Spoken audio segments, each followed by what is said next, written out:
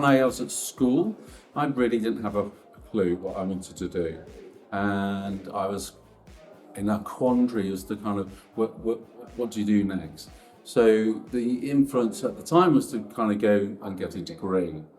And I think the thing that I felt and I started to like was geography. Probably both physical geography and the human side.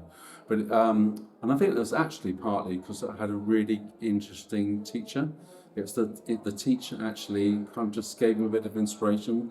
It was a bloke, he was younger, he'd just come out of college and things, and just gave a different kind of inspiration to it. So geography became the subject I did at A level. And when I was doing my A level, I was actually, at my time in my career, we did a specialist subject called S levels. And in that, I had an exam question which was about master planning a leisure area in the Gower in Swansea. I'll never forget it.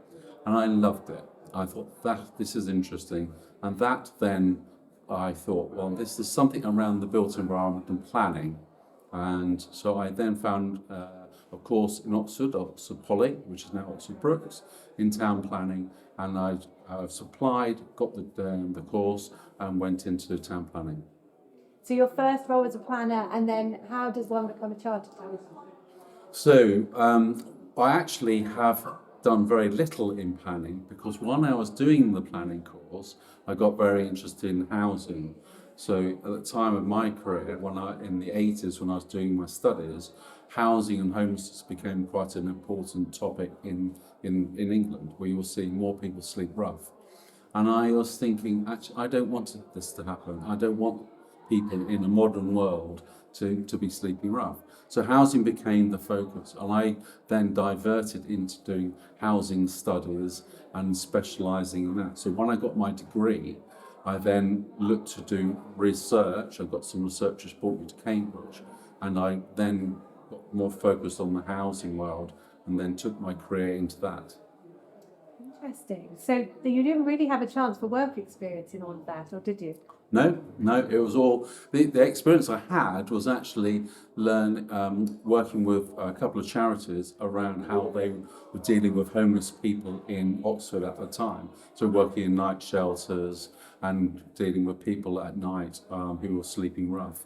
And that was going, so the experience was going out with professional staff and engaging with those individuals.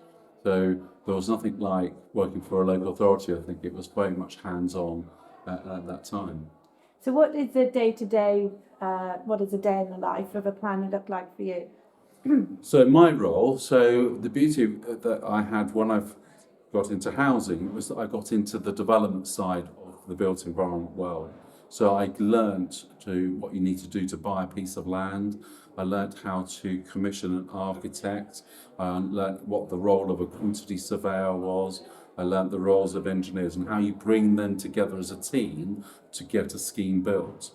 So then working with planning officers to design it, get it through the planning system. So all those elements that take a piece of grass into a built project was my kind of practical experience working with a housing association.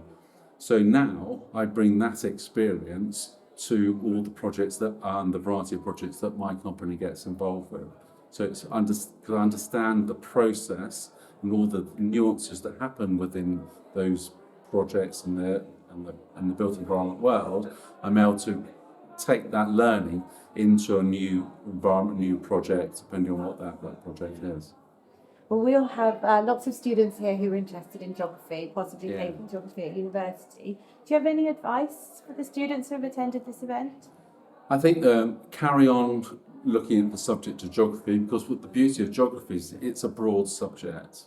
It's, as we heard, and there's the human side, there's the physical side, there's other environment elements. There's lots of different routes there. So if you don't know at this point where you're going to be, and you're very unlikely to know, then keep your options open. Try and learn different bits of the subject when you get the opportunity. Explore as much as you can, and then filter it. Filter things that I don't really like that. Don't go that way. I like that.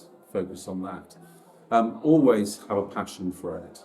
Find your passion, find what you really, really like, and then find people around you who can support you in this, and learn by learning. Continue to learn, and don't be afraid of making a mistake. As long as you're protected around you, ask for advice, etc. So taking those kind of elements, take that all through your career path, but certainly when you're in that position where I don't know what I really want, use that framework then to help you to narrow things down. And I think the big message we heard here is, though it might seem a challenge, don't worry. Make sure you're protective of people around you, your advisors, but don't worry, because you probably don't know where you're going to end up to, but just test it out and just find over time through learning where you best fit and what you really like.